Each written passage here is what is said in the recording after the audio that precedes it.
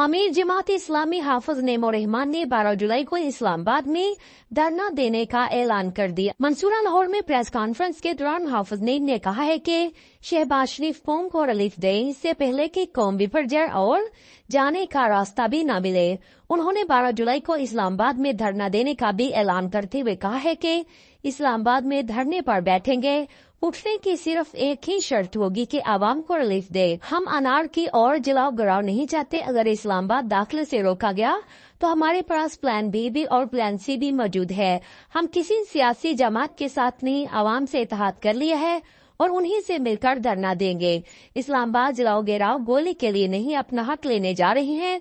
अमीर जमात इस्लामी का कहना था कि ये कहते हैं कि IMF राजी नहीं हुआ, गैस बिजली पेट्रोल की कीमत बढ़ा दी, अब ये सिलसिला नहीं रुकेगा। आटे, चीनी और दाल पर टैक्स लगाकर वजीर आजम कहते महंगाई कम हो गई है। ये हमारा मुल्क है, फौज और ब्यूरोक्रेसी आवाम से होते हैं, हमें किसी अंपायर की उंगली नहीं उठानी। आवाम का हक लेने जा रहे हैं, सब इदारों को तावन करना होगा। फवावा इस्लामाबाद हो या रावलपिंडी से।